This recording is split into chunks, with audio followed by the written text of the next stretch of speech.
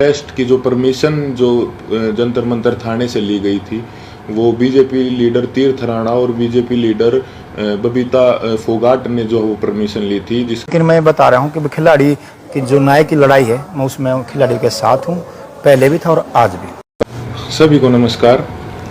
जैसा कि आप सब लोग जानते हैं कि हम पिछले कई महीनों से संघर्ष कर रहे हैं रेसलिंग फेडरेशन ऑफ इंडिया के प्रेसिडेंट बृजभूषण सिंह के खिलाफ, क्योंकि उसने भारतीय महिला पहलवानों का यौन शोषण किया है और भी काफ़ी सारे जो घोटाले फेडरेशन के माध्यम से उसने किए हैं। पिछले कई दिनों से हम देख रहे हैं कि समाज में हमारे खिलाफ एक अलग से नैरेटिव बनाया जा रहा है, कुछ अफवाहें फैलाई जा रही हैं और साथ में मीडिया भी कई तरह की खबरें जो है दिखा रहा है। तो हमारा आज ये वीडियो बनाने का एक ही पर्पज़ है कि हम जो अपनी सच्चाई, जो असली सच्चाई है वो आप लोगों तक पहुंचा सकें। आज हम इस आंदोलन की शुरुआत से लेकर अभी तक पूरी की पूरी सच्चाई आपके सामने डिटेल के साथ रखेंगे। आज जो हमारे ऊपर कई तरह के जो आरोप भी लगे हैं, आज हम उनका भी जवाब जो है प्रूफ के साथ देंगे। सबसे पहला जो आरोप हमारे ऊपर लगा था वो लगा था कि हमारा ये जो आंदोलन है वो राजनीति से प्रेरित है। कांग्रेस लीडर दीपेंद्र हुड्डा ने हमारे को इस आंदोलन के लिए उकसाया है। आप सबको पता है कि सबसे पहले जो हम प्रोटेस्ट पे आए थे जंतर मंतर पे, वो जनवरी में आए थे और उस प्रोटेस्ट की जो परमिशन है वो बीजेपी के ही 2 लीडर्स ने ली थी। उसका प्रूफ है हमारे पास।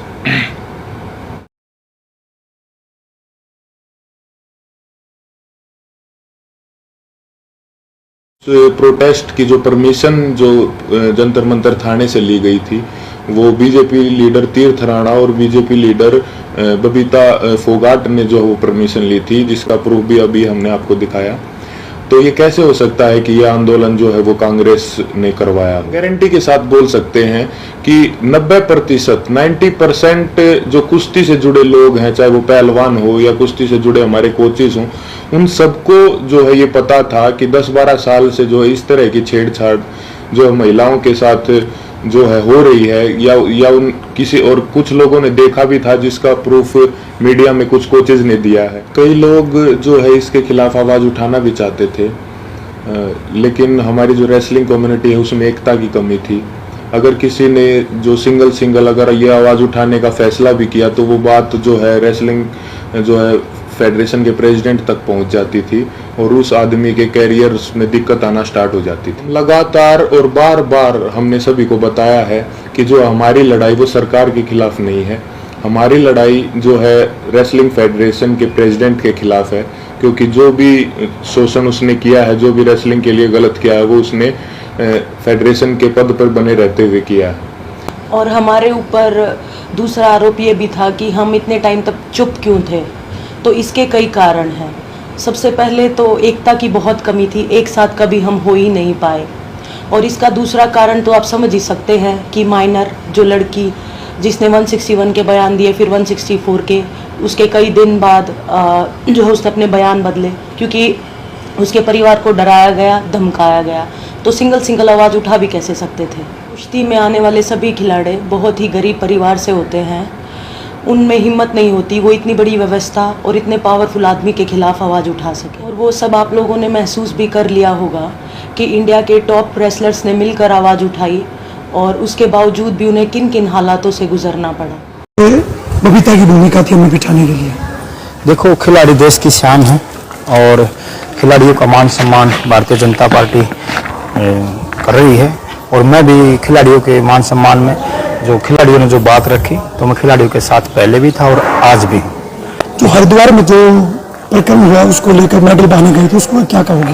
देखो, कि जब मेडल बहा दोगे तो हिंसा है वो हो जाएगी, उसको लेकर नहीं जी, ऐसी तो कोई बात नहीं है कि भाई हिंसा हो जाएगी, क्योंकि खिलाड़ियों में रोष था। उस समय खिलाड़ी गुस्से में थे और उन्होंने फैसला किया कि भाई मेडल को हम गंगा में प्रवाहित करेंगे। लेकिन पूरे देश की भावना यही थी कि भाई खिलाड़ी ऐसा ना करें। खिलाड़ियों के में रोष था, उन्होंने ये फैसला ले लिया, लेकिन पूरे देश की भावना सबकी, हमारी भी थी और आम नागरिक की भी और सबकी यही भावना थी, खिलाड़ियों की भी यही भावना थी कि ऐसा ना हो। तो इसमें कह रहे कि पीछे भाजपा जो नेता तीर्थ राणा और बबीता फोगाट का नाम आ रहा है। उसमें क्या नाम है, उसमें तो कुछ नहीं, उसमें तो ये था कि भाई हमने उनसे बात करवाना चाहा और बात करवाई भी, ऐसी कोई बात नहीं, बात करवाई, मैंने करवाई उनकी बात। धरने पर बिठाने का नाम जो लिया। नहीं देखो मैं फिर कह रहा हूं, पहलवान आपसे मिले थे या पहलवान से? बिल्कुल पहलवान मेरे से मिले थे और पहलवानों ने बताया, खिलाड़ी ने बताया कि इस तरह से शोषण हो रहा है, ऐसी ऐसी बातें हैं। तो हमने बताया कि हम अपने बहन बेटियों के साथ हैं, अपने खिलाड़ी। क्या सरकार से जब से बैठने से पहले सरकार से कोई बातचीत है, वो भी रहा है? देखो जो बातचीत है, कुछ बातें ऐसी हैं जो इसके बाद बता पाऊंगा मैं, लेकिन मैं बता रहा हूँ कि खिलाड़ी की जो न्याय की लड़ाई है, मैं उसमें खिलाड़ी के साथ हूँ, पहले भी था और आज भी।